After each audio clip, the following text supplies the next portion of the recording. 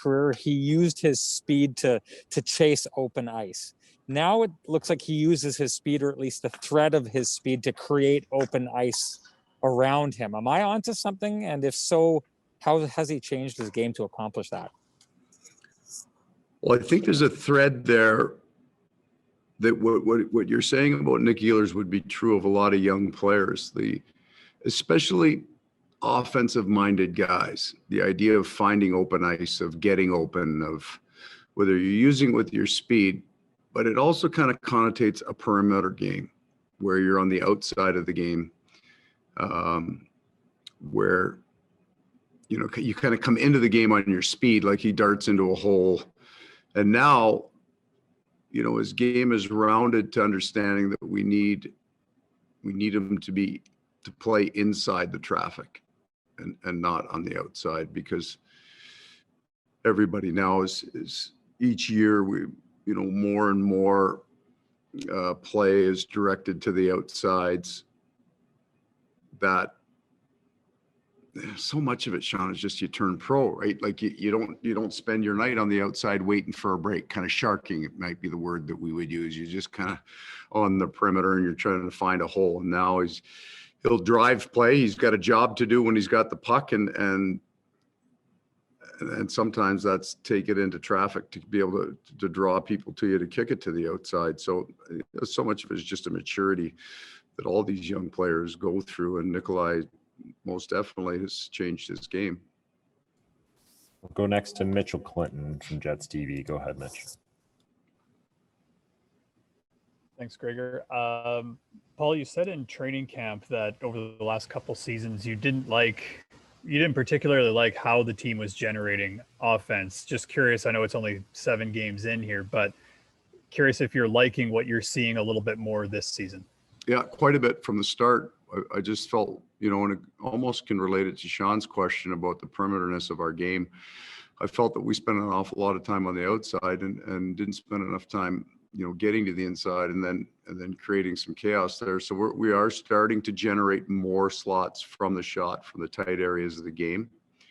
And we have a far better net presence when we have control of the puck. So I think, we want to qualify everything with, this is, the first 10% of the season isn't big enough sample size to say we are this team yet, but we are, creating more offense inside the dot lines.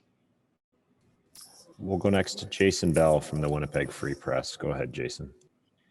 Hey, Paul, a couple of days off here before you guys get going, and a big day tomorrow, not just because of Vancouver, but you're a year closer to that Freedom 55. I know you're looking forward to retirement.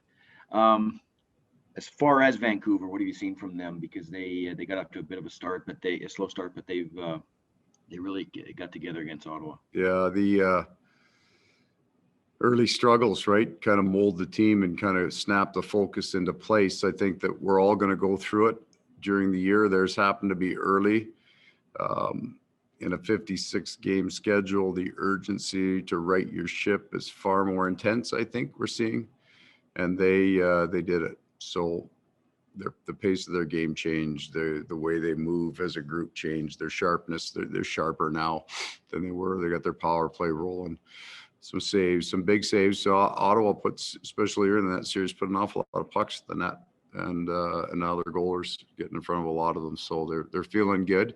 I think that we're going to find that what you did in a series, the last series, because we're playing 2 to 4 game blocks for the most part, doesn't necessarily translate to the next series. Like you've got to you can't get overconfident right now in terms of how you're playing because of the style shifting of all of these series. Like for us, Ottawa was a certain style of game, and then Edmonton's is different, and then Vancouver's is, kind of a one-off for us here, an unusual one-off.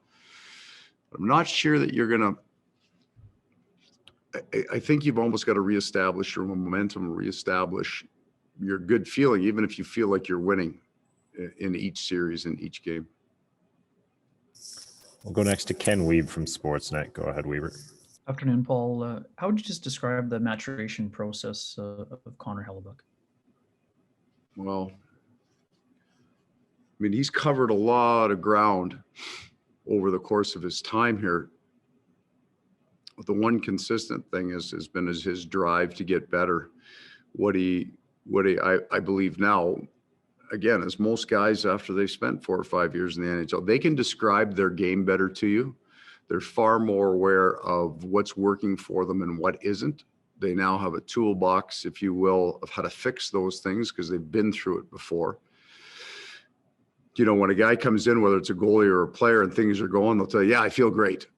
And when it's not going, I don't have any confidence, right? But they can't tell you why. What are the drivers of feeling great? What's missing in your game when you're lacking that confidence? So he's a more mature, more analytic person about his game.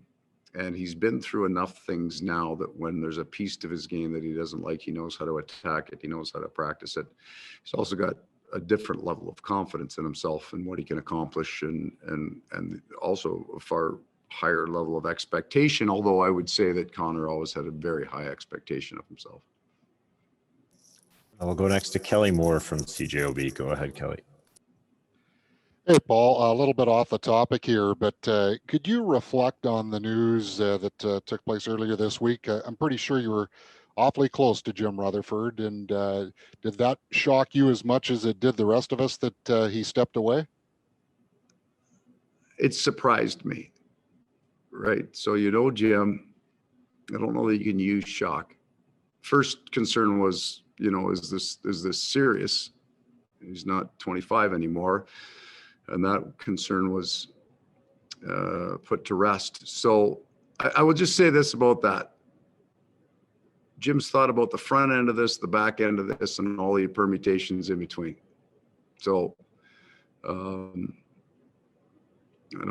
wouldn't go so far as he's got a direct plan in terms of what's going to happen, but he's thought about what could happen a month from now, 6 months from now, 6 years from now. He's got it all figured out. I'll go back to Sean Reynolds from Sportsnet. Go ahead, Sean. Hey, Paul, I just wanted to go back to Nick Ehlers for a second. There's a specific play that happened that last game where he's on the boards and 2 defenders are closing in on him, and he fakes like he's going to blow by them and they back off, and then he just stays where he is and has all kinds of space. I guess to add to the question that I asked before, I'm wondering how he's able to find space in the traffic with the speed that he's using, because he seems to be really effective at finding those tiny little holes in the middle of the traffic, and maybe not even finding them, but just creating them himself. Well, this is in some ways a man-to-man game. You know, you don't catch a lot of people out of position very often in the NHL relative to other leagues. So his speed scares people, right? If you're defending a guy that fast, and I mean, there are other faster guys when you think about playing Connor McDavid,